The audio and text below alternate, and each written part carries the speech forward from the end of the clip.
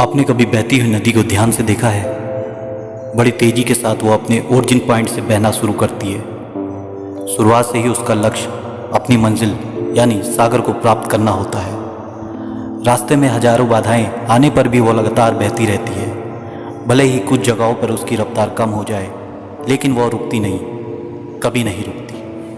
अपनी सुरीली आवाज़ों के साथ बहती हुई नदी अपनी मंजिल की ओर लगातार बढ़ती रहती है और कैसे भी हो अपना लक्ष्य प्राप्त करके ही रहती है। सोचो, यदि नदी बीच में ही बहना छोड़ दे तो क्या होगा? वही होगा, उसका पानी ठहर जाएगा और वो कुछ दिनों में सूख कर नष्ट हो जाएगी।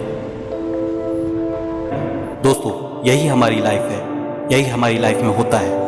यदि सफल होने के लिए आप कोई लक्ष्य तय करते हैं तो उस लक्ष्य तक पहुंचने की पहली शर्त यह है कि आपको लगातार अपने लक्ष्य की ओर बढ़ते रहना है।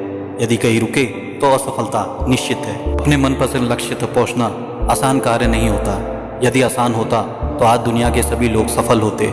सफलता के रास्ते में बहुत सी बाधाएं सामने मुंह फैलाए खड़ी होती है। जो लोग मन से कमज़ोर होते हैं, जिनका कॉन्फिडेंस लेवल बहुत कम होता है, वो इन परेशानियों के आगे झुक जाते हैं और असफलता को स्वीकार कर लेते हैं। ध्यान रखिए, लक्ष्य तक पहुंचने के लिए लगातार चलते रहना पहली शर्त है।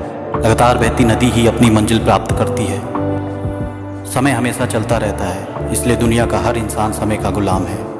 हवा हमेशा चलती रहती है, कभी कम रफ्तार से तो कभी तेजी से, लेकिन रुकती कभी नहीं है। इसलिए दुनिया के किसी भी जीव का जीवन हवा के बिना संभव नहीं है। संपूर्ण ब्रह्मांड में अरबों गैलेक्सी है, खरबों तारे हैं और अनगिनत ग्रह हैं। सभी चलते रहते हैं, कभी नहीं रुकते।